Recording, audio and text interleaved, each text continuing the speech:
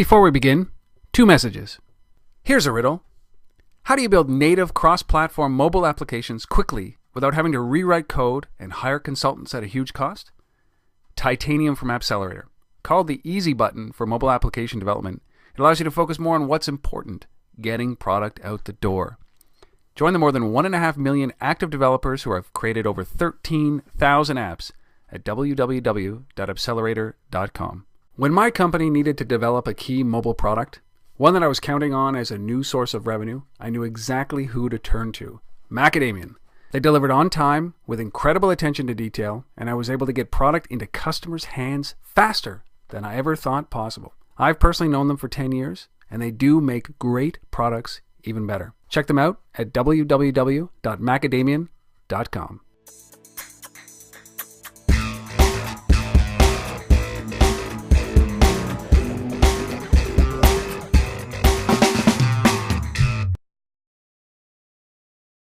Hello everybody, welcome to Untether.tv. I'm your host, Rob Woodbridge. This is where we dive down deep into the world of mobile. We interview some of the guys that are influencing this industry like none before and none ever will again. As Gary said just before this interview, like the shit disturbers, the guys who are kicking up the dust. And one of them I've always admired, and I had an opportunity to sit with Gary last fall at the Mobile Innovation Week in Toronto. It's Gary Schwartz, who is the CEO of Impact Mobile, founder and CEO of Impact Mobile, and is also the chair of the MEF. The whole idea here is to talk about this brand new brave world of m-commerce. For a lot of people, this is becoming mainstream. For the early adopters, we've been doing it for quite some time. We've been involved in this space for quite some time.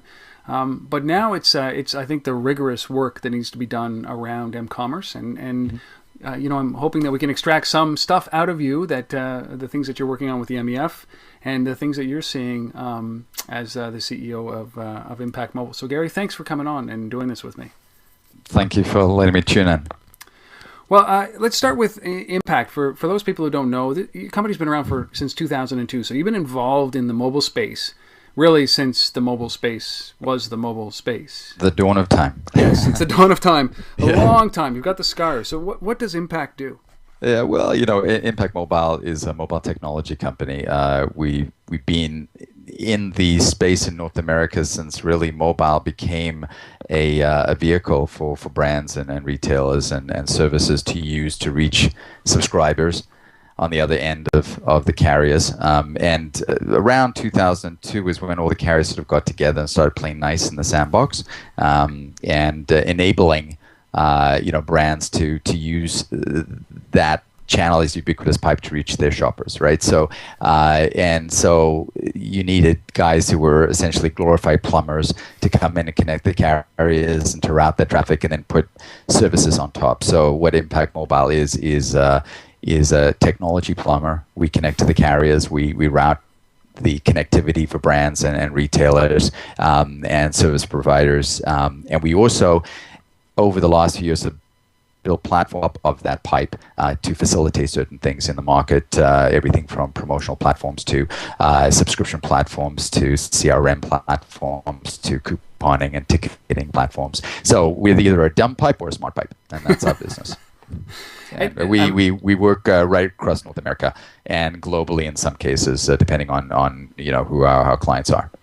And the services have obviously evolved from those times, from the early days, 2002, and working with the carriers because of what's happened over the last 3 or 4 years in the mobile space. And so do you just keep adding services onto it as the demand? Well, maybe back up a bit on that presumption. I would say no. I don't think mobile substantially changed over the last 10 years. What has changed is reach and frequency. In 2002, mobile as a channel was a wish and a dream. We were trying to, it was all about adoption and then when are the consumers going to do stuff, and people had the hubris to sort of stand up in panels and say, not just the cliche of when is mobile going to arrive, but hey, we have to educate the consumer, which is always, baloney. You can't educate anybody.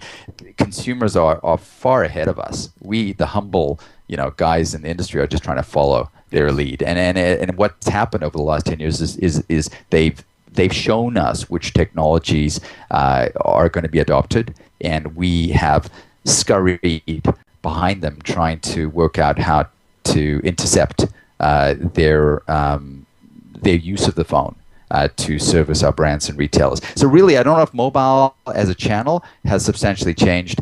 What has happened is it's become mainstream, and it's becoming more mainstream. In short, it's so interesting because I think a lot of people compare the what's going on in the mobile space today with the web space of the mid '90s, and I've heard this so many times. Like, mobile today is where the web was in '95, and people have to separate the two. I think they're drastically different, and yeah, but it does serve a purpose to draw a parallel, and so you have to know where it's helpful to draw parallels between the web and mobile, and then it's really helpful to disassociate yourself. So what's helpful is in the beginning is to say, gee, it is awfully like the web. It's a digital channel. There was an adoption curve to fixed web. We use the fixed web somewhat the same way as we use mobile. It's messaging, which is email on fixed web, and a browser experience. The evolution of the browser and the speed of fixed web is somewhat analogous to the way that the mobile world is going. On the mobile world, email doesn't happen on the phone, other than a few business folk that use email on their device. Most of the folk that we're trying to reach use SMS as their email channel. So what you're doing is there are analogies that help you understand how, for example, the browser is going to become a very important part of mobile, the super app, and the widget at the desktop is going to fall away, and that's the app. But at the same time, then you have to move away from that analogy, and you have to talk about what's very unique about mobile and different from online. And there are so many differences, and it's really the consumer behavior and the consumer adoption, which are fundamentally different, because I'm using mobile in a very different place to the way that I'm using what I call thoughtful web. So the way I distinguish the two is maybe not to talk about fixed web, because fixed web is gone. So really you have a portable experience, and then you have a mobile experience. And you need to understand what somebody's doing in a portable experience. For example, Apple has an amazing insight into what their devices will be used for, and absolutely nail it. If you look at a tablet, if you look at the iPad, you look at every single ad in market, you have somebody on a couch with fluffy slippers in a very relaxed, thoughtful moment. There's probably like a gin and tonic to the left and their dog to the right, yes. And they're paging through a book, or they're looking through photographs. Hey, they may be in an m-commerce experience, but that m-commerce experience is more analogous to the fixed web experience. Very thoughtful. I'm putting stuff in a basket, I'm putting it for checkout and checking out tomorrow. Yes. Mobile is this. And I'm walking, I'm talking, I'm in aisle. It's very much impulse driven, yes. And I'm small screen, but I'm handheld. So I have my hand and my other pieces of my sensory experience open. I'm a little bit immobile, so I have to have sort of what I call, the orthotics. You need to move somebody upright again. But I'm very much out and about. That experience is impulse driven. And if you think of the world that way, then you're going to be able to nail your services, and then, of course, nail the business model behind those services. But that's a longer conversation, which I'm sure we'll touch on many times during this talk. It's interesting because you started this by talking about reach and frequency, which is something that you've been preaching for quite some time. Yeah. And why don't you define that, or was that you just defined? Because reach and frequency is no, it's a little different. Reach and frequency. So the matrix that I think is the most important to understand in mobile is the matrix between portable and mobile. So that's the one thing. Mm-hmm. Where are you in your service? Are you trying to address the portable consumer, the thoughtful consumer, or you're trying to address the mobile consumer, which is the impulse consumer? And then on the other axis, I guess, you want to say, well, how do I get reach and frequency on the service as opposed to bells and whistles. Bells and whistles are important, and sometimes I need bells and whistles to push the envelope in my services. But at the end of the day, if I can't drive reach and frequency, I got nothing. Because look, at the end of the day, we care about mobile, and maybe some of the people who listen to this chat care about mobile, but nobody cares about mobile other than, oh, that's kind of interesting, and I may chat about it, at a business meeting, and I may chat about it at a cocktail party. What I care about is driving revenue. What I care about is driving my departmental, KPIs, and I need to understand how to reach those objectives. Hey, if mobile can help me, if mobile can help me connect the dots and drive more value, then I'm going to embrace mobile. I'm going to actually put more money into mobile. However, if mobile doesn't give me the reach and frequency to drive my objectives, to drive my basket, my tonnage, then it's going to be a novelty act. It's going to be the bell and the whistle, like all the cool things I'm doing with mobile. So it's that balance that you have to hit. And I always say to people, like, at the end of the day, if I'm selling Gillette razors, or if I'm selling, P&G shampoo, my business is not mobile. My business is selling shampoo and selling razors. Mobile should only act as a tool to help me sell more of that stuff. I shouldn't be doing mobile to innovate and be cool, unless I'm a carrier and that's my business. Right. I mean, it's such a great distinction because a lot of people jumped into the mobile space or into into the app space right away, looking for new customers, right? Not to extend a relationship or offer value to an existing customer or to satisfy a need that a customer's having. They jump in to look for new customers. And that's not a great way to. You can spend a lot of money and not get any return, right? So you create something with bells and whistles. And in Canada, we had this great, actually a Toronto-based company that Plastic Mobile that actually built the Pizza app. Right. And I talked to them about this, and it was about reach and frequency for that. It was that Pizza understood who their customer was, and they wanted to give them an option to reach in every aspect of their business. So phone, fax, internet, and mobile to order your pizza. We've seen some great examples and some really the early adopter example of companies that just are missing it a little bit. So reach and frequency is so important. Let me just butt in a second just on that specific pizza example, because this is illustrative. The way that I see, and this again explains the that a lot of have in the way that they approach mobile is. A lot of people jump into mobile as maybe another channel to sell pizza, let's say, and they think of it as, gee, I've got a order process online to sell pizza. It could be shoes, and I'm going to shrink that order process to be on a tinsy-wincy screen, and it's going to look so cool because I got some developers in there and they're doing some amazing stuff, and I've got it on my little screen. What they neglect to understand is it's not about shrinking, it's about rethinking, and it's about understanding what I call pizza commerce. So that's why I interrupted you. So I call this pizza commerce because it's fundamentally different from an e-commerce model, a storefront model. When somebody goes into a mobile experience on their phone, looking at shoes, for example, or in this case, ordering a pizza, they may be browsing, and the phone has a huge utility for that. And we talked about this. I'm sure we will talk about this. About the phone is a great way of augmenting the shopping experience and in-aisle comparison shopping, but also just deep dive into information and all that stuff.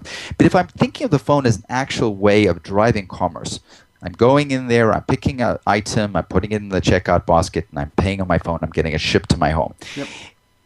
That is not a native mobile experience, because the person who is in this moment, whether it be between their elevator ride or at a bus stop, they're taking out their phone and they may be browsing something and they may want to consume something. They may want to order a pizza. But what we miss is that when we put things in the aisle in a traditional bricks and mortar store, we had what the concept was limited aisle. There was only so many things you could put in the aisle. Then the web came, and we said, "Wow, this is great. We have endless aisle. We can put anything out there because we can put all the junk we like in a warehouse in Arizona, and over the web we can automate this and ship it. So that's great. Endless aisle. We can basically ship you anything. What the phone is not another extension of endless aisle just because it's a digital device. It's actually burrowing down deeper, and it's what I call targeted aisle. It's going from limited aisle to endless aisle to targeted aisle. And if you don't nail targeted aisle, you miss the consumer by a mile on the handheld, the mobile device. And so when you're looking at what I call pizza commerce, you need to have targeted offers, which is not even the menu. You have to have your 2 quick picks and your last order. That's it. and you have to have seamless checkout, and you have to allow for a frictionless experience. Because even though the statistics are that you have 12% buying intent on mobile versus 2% online, the 12% buying intent that you have on mobile is a nanosecond of your day, whereas the 2% buying intent on online is, well, I may buy it, I may not, but I'm sitting there again, just like the iPad experience. I've got gin and tonic to my left, I've got the dog to the right, I'm picking this item, I'm putting it in the checkout basket, I'm going to my social network, I'm asking people, did they like it? I'm going downstairs, having tea with my wife and saying, should we really buy this? And checking out tomorrow. Right. That's not a mobile experience whatsoever. A mobile experience is, do you want it?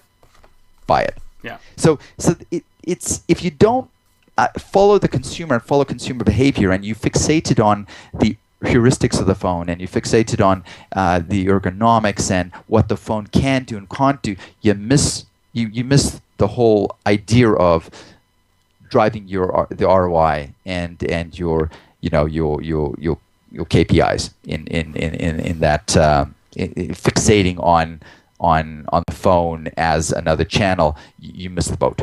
So, I mean, have you seen a good example of companies that are doing this effectively now? Yeah,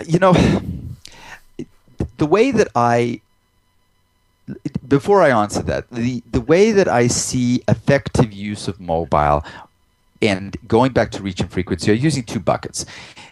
If you again draw an analogy to the online experience, I have a messaging experience through a PC. Yep. I have a browser experience. Those are my 2 big portals. Those are my 2 killer apps, right? And so I get an email. That's my messaging bucket in a traditional online experience, and that draws me through links, hyperlinks, into a web experience. So what I'll have is something that is a timely reminder. It's a deal. It's an update of my LinkedIn profile, whatever it is, my Facebook, and now I'm drawn in through that communication into a richer multimedia experience where it's either upselling me, or it's closing a deal, or it's asking me to input some data, whatever the case is. So if you draw that try and true digital experience and you pull it down to the small screen, that's what works. And the guys who embrace that model are the guys that are on the right track. Yeah. So they have a messaging strategy. It may be MCRM, mobile CRM.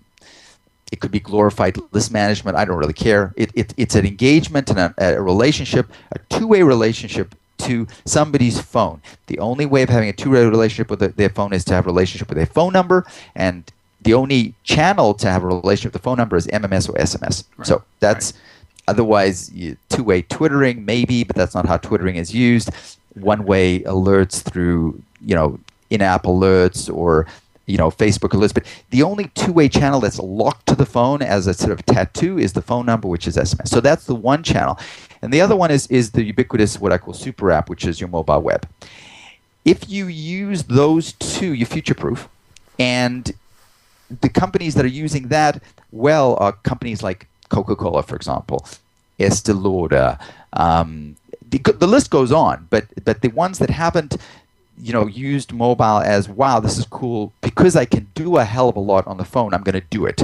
But they stuck to their knitting. They said, hey, we do email. We're seeing attrition in our email list that we attribute to mobile. Let's follow the mobile consumer through to SMS. So they've just basically extended their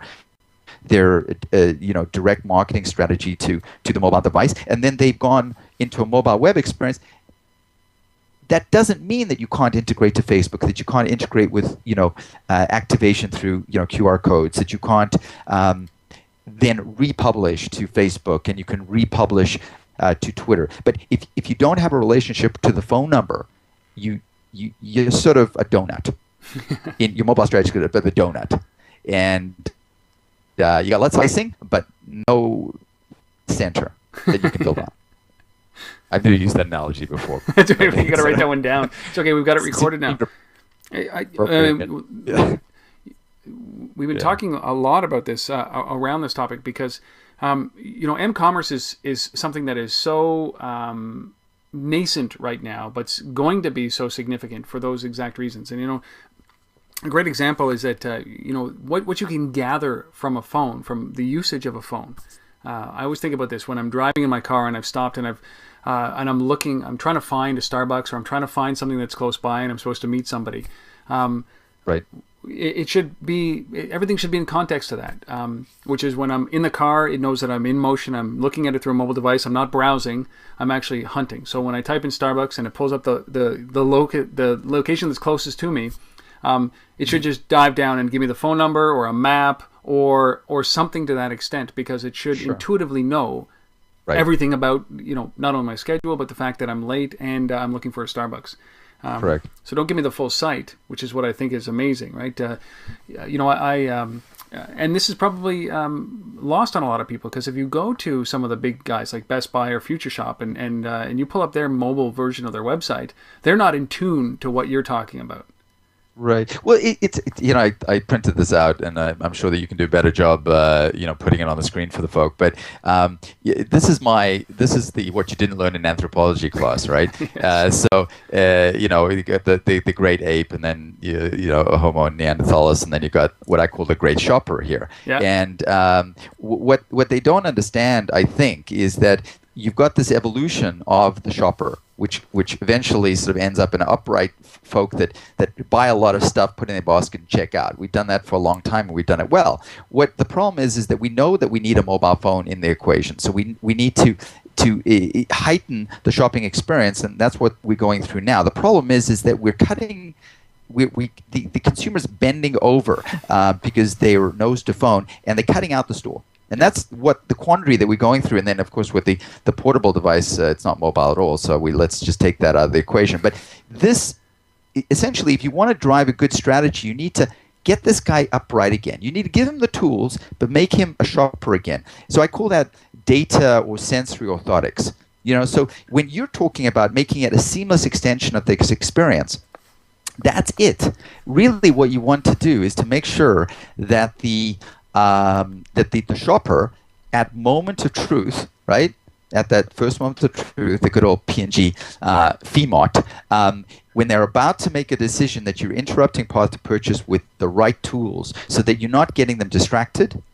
You're not, cross-channel disconnect is a bad thing. Yeah. So you want to intercept them at the right time with the right tools, so that you have the orthotics to extend your hand and make that magic click, or to extend the direction you're going to get to the right place, but you're not interrupting.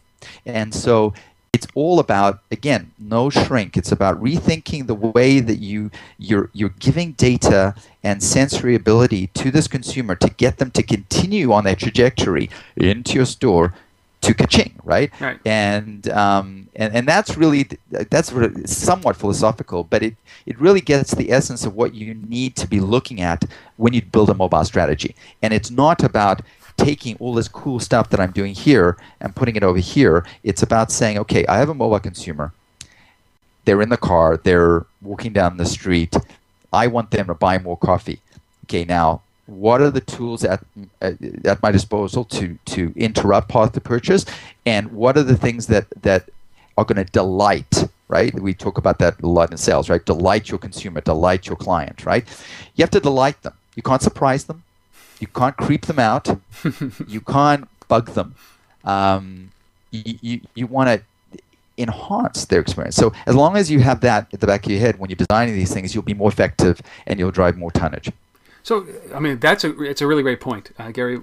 But, one of the things that I think people are struggling with, and maybe you can clarify it, is that when somebody's walking down the street and they're not in a location, they're actually going somewhere, they're trying to decide what to do or what to buy or where to go or what store to buy, or they're in an aisle and they can't make a decision on a product.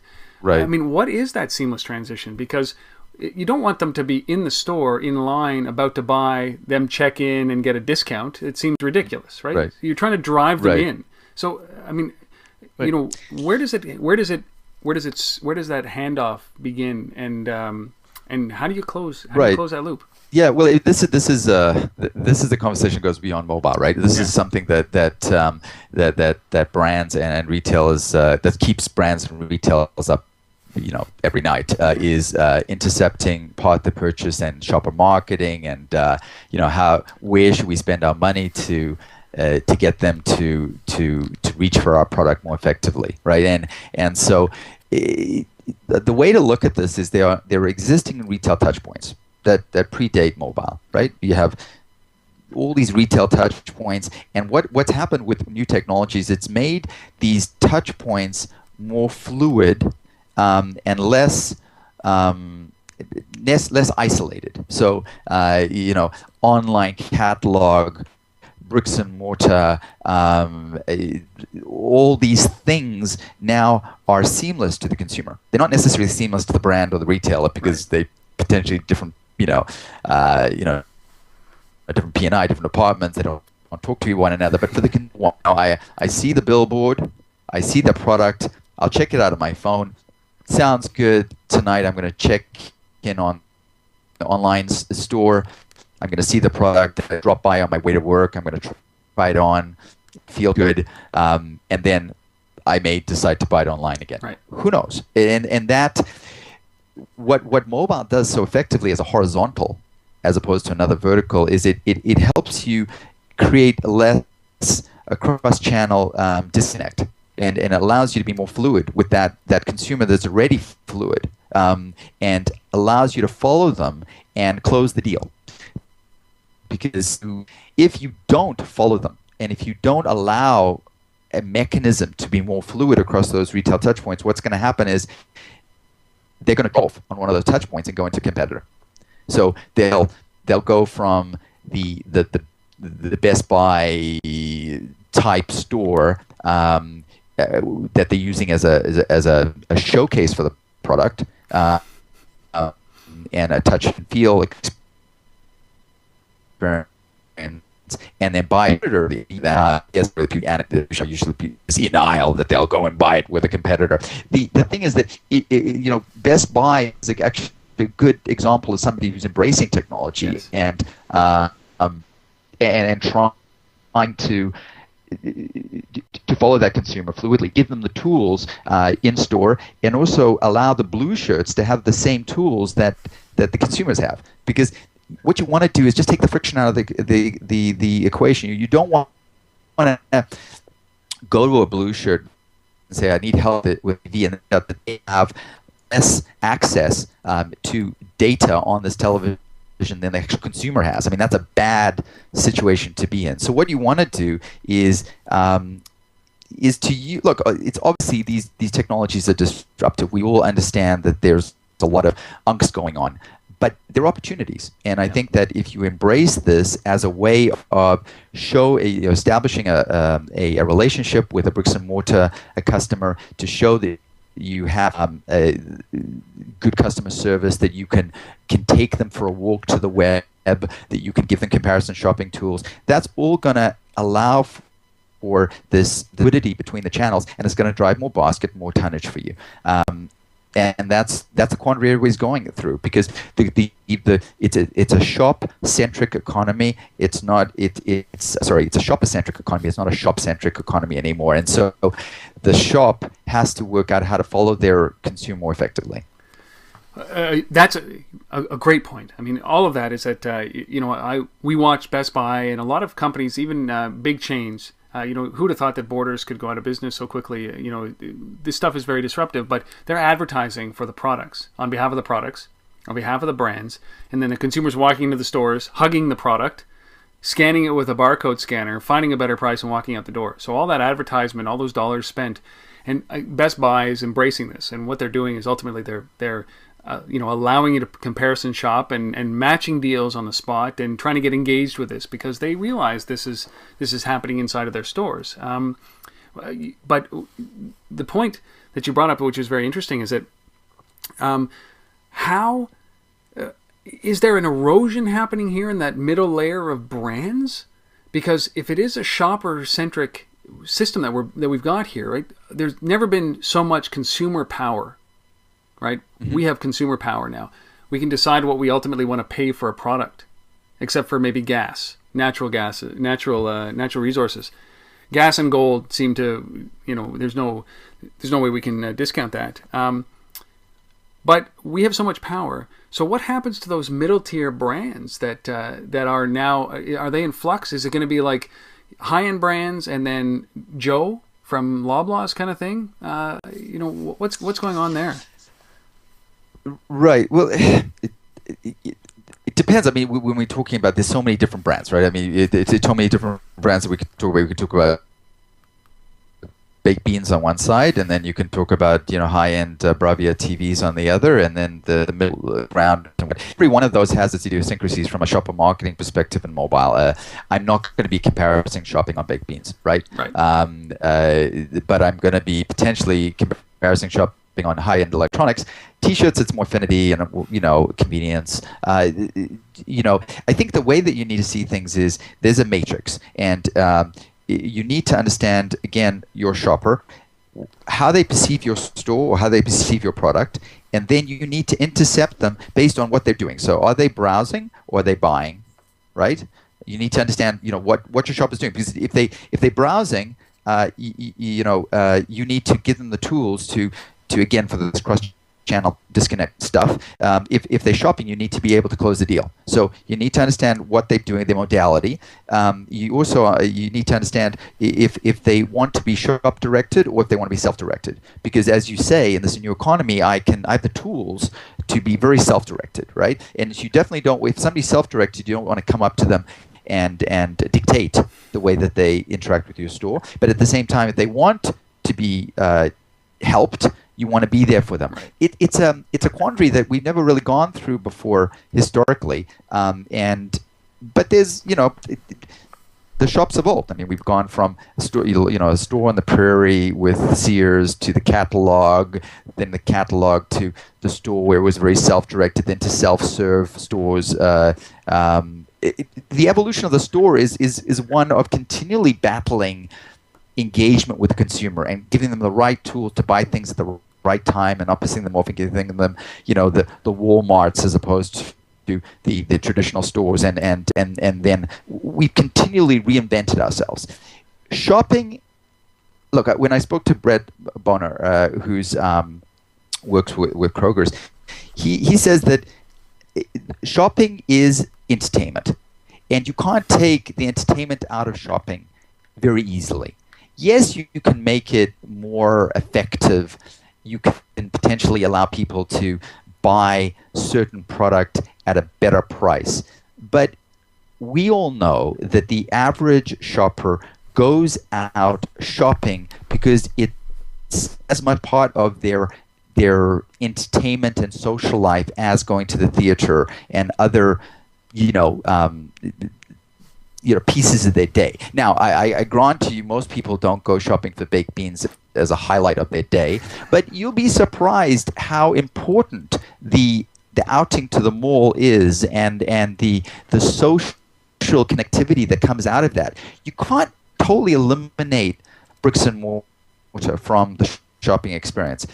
So the bricks and mortar to your advantage, to create a relationship with the consumer, to create that social fabric that you can now optimize. Right. And people are always going to gravitate back to brands and retailers that they can touch and feel. Look, at the end of the day, we're the great shopper. We have all our senses active. We want to buy based on touch and feel and feeling. You can't extract that from the equation. So, I mean, is that is a best practice here that we're looking at is to, you talked about the phone number as being that link to your customer, right? On the from a brand's perspective or a company's perspective, but it really is leveraging or using your brand and the fact that people like your brand or have not partnered but become enamored with your brand. So if I've given you my phone number and your brand that I trust and we're going to interact, that friction is gone. I understand the quality of your product. I'm more likely to buy as a direct result through mobile or over mobile without much of a thought, right? So I'm not going to sit back and I'm not going to be pensive about it. It's like, look, I understand, you're this product. I love this product or this brand, and I'm going to buy it without any friction. Ultimately, is that where this wins? Yeah, I know that. Let me just back up, because I know what maybe some folk that are listening to this are thinking. The answer. Let me anticipate that they're going to say, "Well, it's all very well for you to say, Gary, but this is a very intimate channel, and now you're going to get all these brands talking to me on this channel, and it's the same channel that I get SMS from my daughter and my wife." This is not the way that I necessarily want to interrupt or bother my consumer. I think you need to look at it exactly the way that you saw it as, look, I'm going to have certain affinity relationships, and I'm going to develop two-way relationships with things, inanimate and animate things that I care about. So just like I'm not going to have everybody and their brother know my phone number so they can SMS me, I'm going to have a very small, intimate group, and that's actually why BlackBerry's done so well with BBM, is because you can actually only create groups that are 30 folk. It's very small, intimate, social networking, and it's that intimacy which has allowed them to flourish as a social networking tool. The same way that I only have a few folk that I'm going to have that intimate relationship with, I'm only going to have a few brands that I want to engage with. Yep. Absolutely seamless for me to opt in and opt out of that relationship. I don't want to talk to you if you don't want to talk to me. Absolutely not. Right. Because, to be honest, it's a waste of my money, it's a waste of my time, and I'm just going to piss you off. So, however, there are consumers out there that want to have a relationship with American Eagle. They want to have a relationship with, Best Buy. They want to have a relationship, with certain brands and destinations. I want to facilitate that. The mobile number is the facilitation of that. So as long as we understand that, I can then move on. I just want to preface that because people think of, oh my gosh, this is just becoming another spam, inbox. So now I have affinity relationships with it. I can opt in and opt out seamlessly. Then that is the goal. Then is to say, okay, I have a touch point. I have a way of tapping you on the shoulder and saying, hi. Now it's about being relevant. So if I tap you on the shoulder and say, hey, how are you today? You're gonna go like, what is that? And you're gonna go stop, and you're gonna be out of it. If I can be targeted. And this is, again, about targeted dial. If I can say to you, I know enough about you that I know that you live, and this is not a spooky feeling because you would have told me in a very explicit way. This isn't me guessing. This is you. I know that you live in California because you told me you live in California. That's going to help me service you. I know you live in California. I know that maybe you bought, let's say I'm a woman and I bought certain cosmetics from you. I know your skin complexion because of that. I can say, hey, it's the first day of spring. So you know what? I am going to offer you a bundle for spring. And in that bundle, there's going to be, the exact type products that you need for the power of the California sun, for your sensitivity of your skin. And you know what? Because I bundled it and it's a web offer and I've got I've got a good margin on it, I'm going to give a $200 value for $100. And I'm basically going to say, welcome to spring. Here's your VIP bundled offer, targeted aisle, one-click checkout. And if I can do that with some of the Visa models that are coming up and some of the seamless checkout, frictional checkout experiences, then I can drive targeted tonnage that that I couldn't even comprehend in my traditional channels. And that is the Holy Grail. So, I mean, let me get philosophical for a second here. I don't know if I should or not. Well, I thought we've been fairly philosophical. Exactly. I haven't been. You have. When I get philosophical, it gets dangerous. That's just, Okay. like, it gets very dangerous. You're very good at it. I'm not so good at it. But so, I mean, when we talk about m-commerce, it's such a broad thing. We've heard about m-commerce forever. I mean, I wrote articles about it in the late 90s about m-commerce. Sure. And, but m-commerce, are we talking about a transaction as much, or are we talking more about that relationship, the connection between me as a consumer and that brand, or are we really talking about actually closing a deal? Because it seems to me we're talking about a relationship that leads to a deal. Well, okay, so it's a very good point, and it's actually a point that's reinforced a lot of conferences I've been to. Even the last week in New York, I was at Mobile Upfront. I was at Mickey Khan's Mobile Marketer M-Commerce conference that he had down there. Mobile commerce is not about shoving another storefront on a interactive device. Right. Mobile commerce is about closing the deal. Mobile commerce is about driving tonnage, and that's why we have failed abysmally. I mean, people like eBay and others have done a great job, and you need to learn from the way they've done it. The way they've done it is to say, you know what? We are going to understand, again, what our retail touch points are. So I've got online. I got mobile now. I actually have in-store because they got apps that you can go around and red laser, products and then decide whether you want to buy them and put them online. Really neat stuff they do, but they understand their retail touch points. They also understand what's done on the phone as opposed to what's done online. So they understand that, for example, they need to optimize their bidding process to 15 seconds. If they don't, they've lost that bid. So mobile, they know, is an impulse destination for a bid. So I'm going to do it before. So they actually, I understand, they actually timed bids to work between the elevator button, and the change of the stoplight, because otherwise I've lost you. It's all about moments in my life that I have a moment. Hey, I'm going to check on my product. I'm going to bid. Yep. So if I can fit into your lifestyle, I'm going to drive more tonnage. And they've done an incredible job, because the whole idea of thoughtful selection of product here, following a product and bidding on it is absolutely, it absolutely conforms to the online experience and the mobile experience. So they've done a great job. So what I guess I'm trying to say is that there's m-commerce is about either transaction on phone or transaction via phone. And you have to understand either using the phone to drive to another destination where you close the deal. Yeah. So that's part of m-commerce.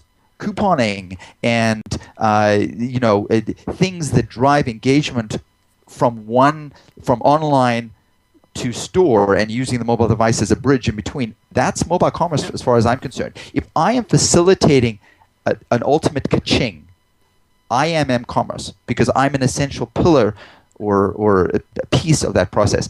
So yes, ultimately there will be a time where we have something which is essentially taking these two things and putting them together. But until that happens, one can be a vehicle to using this somewhere else. Also, this can facilitate as a CRM strategy to drive more of this. Yeah. The other way you can look at it, I think I have a card, is, like you have things in your wallet, like this is a prepaid card, $25 prepaid card. This has no relationship to anything, because it's just a piece of plastic that has a value attributed to it. Stored value is one of the big areas of m-commerce, because now I can tether a plastic sort of inanimate relationship to an interactive device. If I can tie these two things together, I still use the mag swipe, but I'm using this as the relationship to say, well, you just spent money here. I'm going to send you an alert, so that's fraud. That's good. That mitigates fraud. It also allows me to embed a coupon into that, because I can say, hey, you just got $10 left. That's your balance. I'm helping you. This doesn't tell me your balance. Yep. I can tell you your balance here, and I can also say, well, with that balance is a coupon, because I know you have $10 left. Here's a $9 coupon.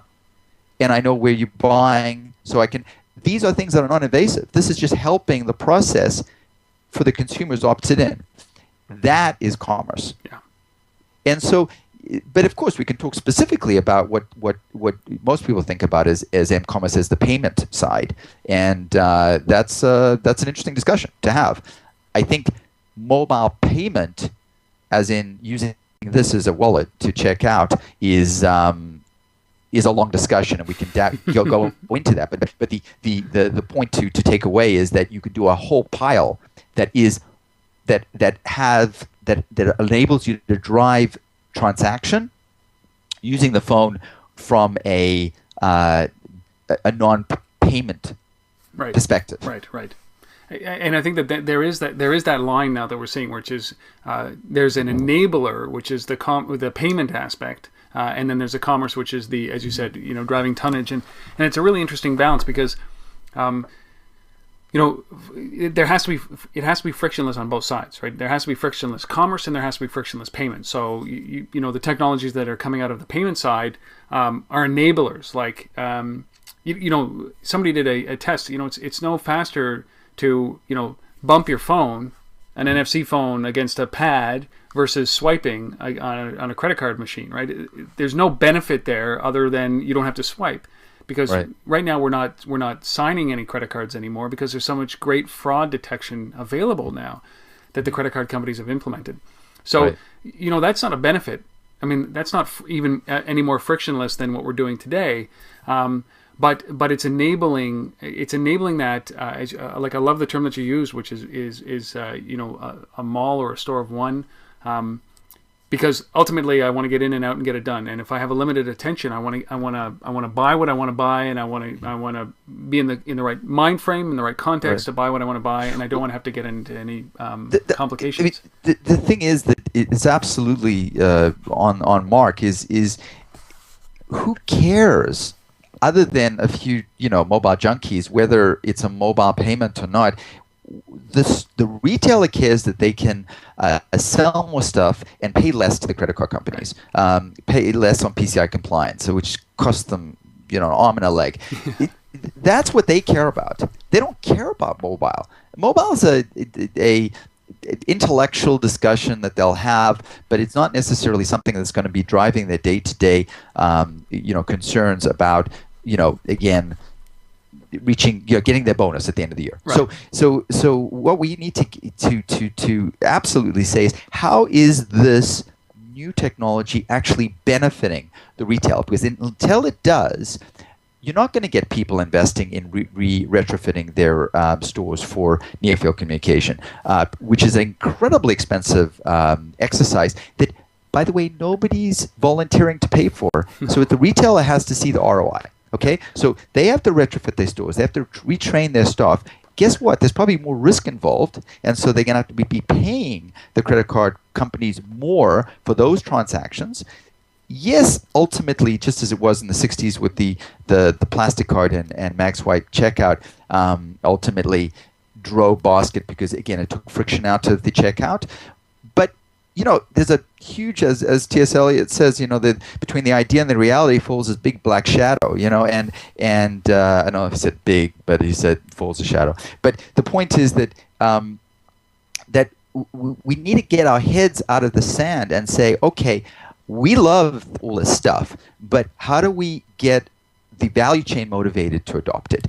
And I think that the stuff that, for example, Visa has announced as an example, there are a lot of other companies that are basically talking about this, which is just tethered payment. Hey, if I can associate this with a Visa card, not the necessarily stored value, but just my Visa card, I can do stuff that is more natively mobile. So what happens is, instead of going online and having the traditional checkout process where verified by Visa and you go through all these screens, and yes, that's potentially okay for an online experience because it's thoughtful and I have time.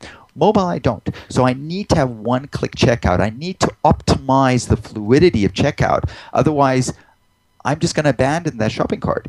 And so that's probably what I call love in the interim. Yes, we look at NFC, salivate at NFC. It's fantastic. There's so many things we could do with that technology, and it will come. Yep. But it may not come for 5 to 10 years in the retail store. You may find it at the subway, and you'll find it on your phone.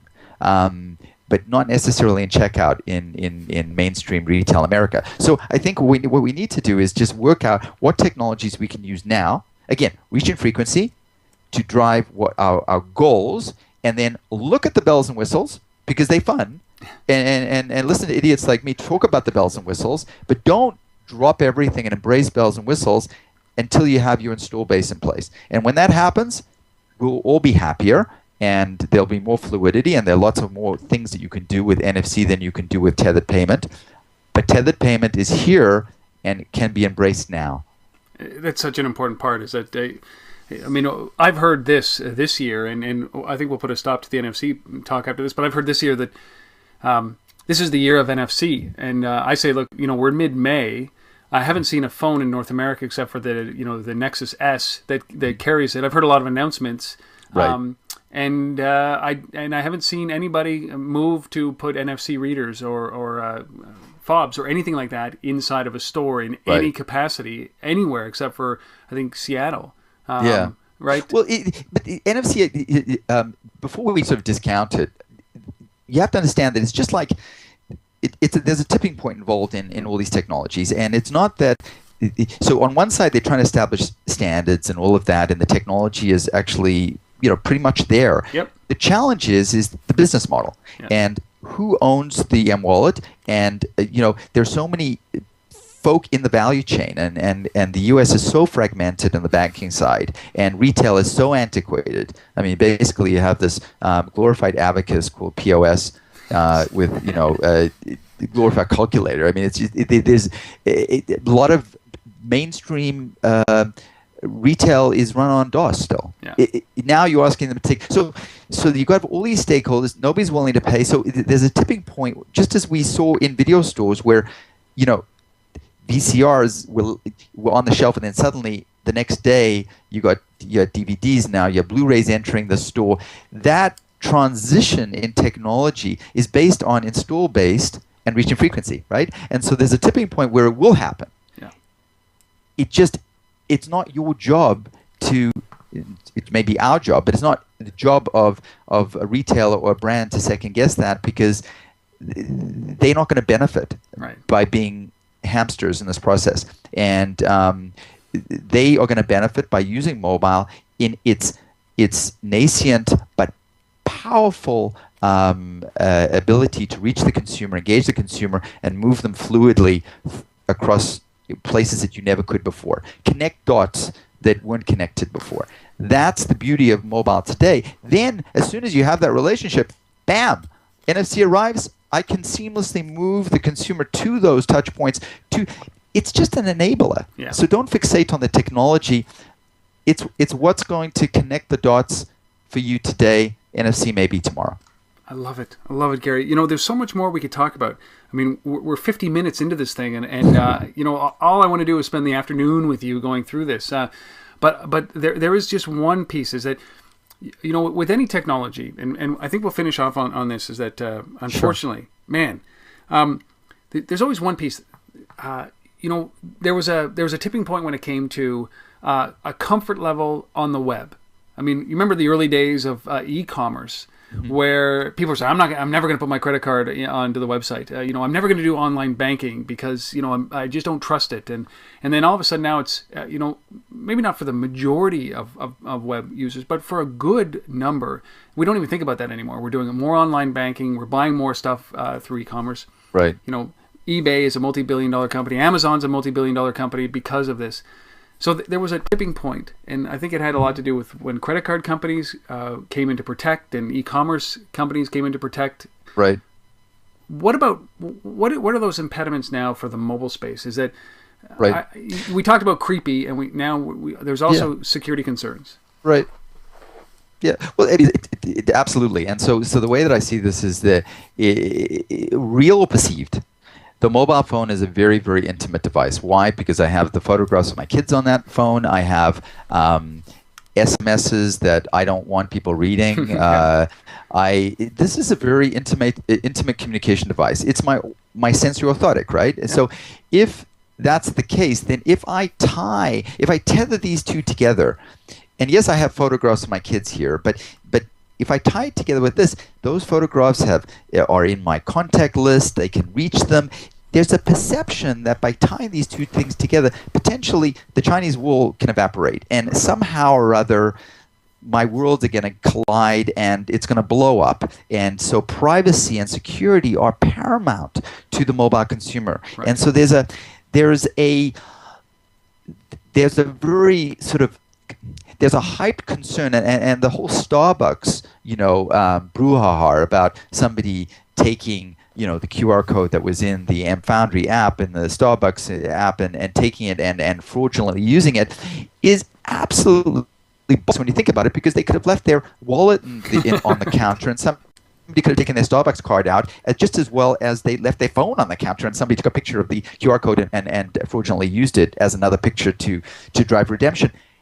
Who cares? If you look at it dispassionately, there's really no difference. Right. The difference is one was on a mobile device. So there's this hyped concern, and whether we want to accept it as a real concern or not is sort of irrelevant, because the consumer is the one that's holding the dice. And so what we need to do is make sure that as we plod down this path, that we key and paramount to how we deal with next steps in mobile commerce is to deal with consumer confidence and also shop confidence. And the more we overcompensate and we don't go down the rabbit hole that we did online, and this is really what I'm focused on with MEF and what I'm trying to do in mobile security is anticipate the beltway drums. And anticipate all the crap that's going to come out of Washington. We having that on privacy right now with the Kerry McCain legislation. What we need to do is to make sure that we stand up and proactively put together standards on security. And so the one thing that is relevant this week is that MEF, m-e-f.org, which is the organization globally that I'm a chair of in North America. What we're trying to do is partner and put standards together with organizations like x9.org, who put together PCI compliance and all this stuff on the ISO standards for online. That's what we have to do at this juncture to make sure that when the consumer goes, oh my gosh, we go, hey, I got your back. Yeah. We have standards in place. These companies are compliant. So don't worry. We're working hard. We're ahead of the curve, as opposed to waiting until suddenly there's so much cash going through this pipe that people that Washington pays attention. We need to anticipate that now that there's hardly any cash really going through this pipe. Now is the time for standards. Now is the time to build the structure around the way that we are going to engage when m-commerce really hits hard, which is going to happen. And so that's an area that I'm very focused on, because I see the world as the ramps, and we talked about a lot of ramps today. Hey, there are all these cool things that we can do, and then there are roadblocks. And security and privacy are two of those roadblocks that will impede everything. Basically, m-commerce will halt in its tracks if consumer confidence isn't there. And so, carrot stick. Yes, and is that like this is a long-term thing? This is something that is nurtured over a period of time. Do you worry that something's going to happen between now and these standards are adopted in the mobile space? We've heard this thing, right? So Sony, we all know about what happened with Sony and their PlayStation Network. And, the mixed messages that we're hearing, yeah, there were 25 million credit cards that were stolen, or identities that were stolen. There weren't. There were so many. That's a black eye. It's certainly not going to stop mobile commerce. But you know what I mean? The bottom line is that these conversations on of course, PlayStation, that's something that's in the news now. But I mean, look, credit card companies have an they've waged an onward going global war with fraudsters. Yeah. For the last 60 years. Yeah. This is not new. Every security measure that the credit card company puts into place is over a period of time somehow circumvented. Compromised. Absolutely. Yep. It happens. Yep. The issue is not shit will hit the fan. There's going to be just absolute pandemonium when this is used as your primary wallet.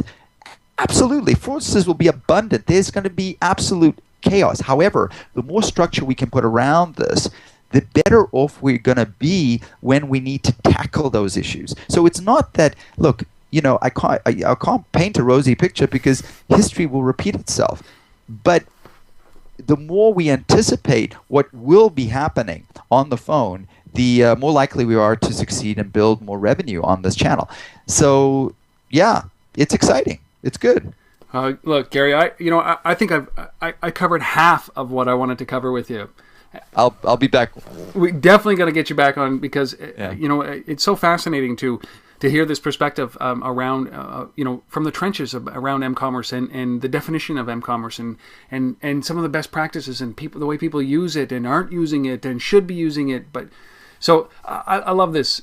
I get very excited about having these kind of conversation. It was the same way that well, you can see I hate this stuff. Yeah, so. Dispassionate. Yeah. Lean back. Yeah. You're not in my face at all. No hands movement. So we'll have you back on. Where can people find out information about all this stuff? Impact Mobile is at impactmobile.com. Right. What about the MEF stuff? The MEF is www.m-e-f.org. We have some amazing LinkedIn groups that I can point you guys towards. You're always welcome to email me directly. I'm always on. I'm always connected. So Gary, Gary, at impactmobile.com, no hyphen, just as you spell it. Yep. And you're welcome to ping me. I can hook you up with some really good resources. The stuff that we're doing on with MEF and X9, their webinars that we're holding, just go to the MEF website and sign up. I really encourage your audience to get involved. The more proactive you are, the more involved, the more interesting your ride through this mobile, whatever, trials and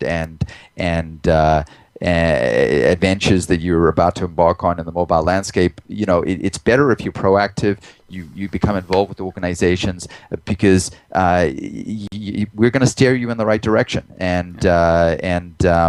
So I advocate people to join up to LinkedIn groups, to social network groups, to trade organizations, and of course ping me directly for any specific links. That's great. Well, Gary, I really appreciate your time. I'm so happy we could get this done. We're gonna have to set aside another hour in the near future when you've got some more time to finish this conversation, because I think we're half done. Absolutely. Well, when my book comes out, I'm going to hold you to that. Yeah, absolutely, 100%, 100%. I've been speaking with Gary Schwartz, who's the CEO of Impact Mobile, also the chair of MEF. Go check out both sites. Sign up for any webinar that they have if you're interested in the security and the m-commerce standards, which is very important, the stuff that they're working on with x9.org. And I think that the final thought here is to think judiciously about what you're doing in the mobile space and make sure that you're doing it for the right reasons, which is, as Gary says, to drive tonnage. No other reason other than to actually drive sales. And if it's not going to help you do that, then it's a bell and whistle, and not something that is actually going to help revenue. Thank you guys for watching. I really appreciate the fact that you've made it through this. I know that you found a ton of value. And let me know. untether@gmail.com. You can reach out to Gary at impactmobile.com. This has been another episode of Untether.tv. Thank you, Gary, for sticking around for so long. I appreciate it. Thank you so much for having me. Thanks.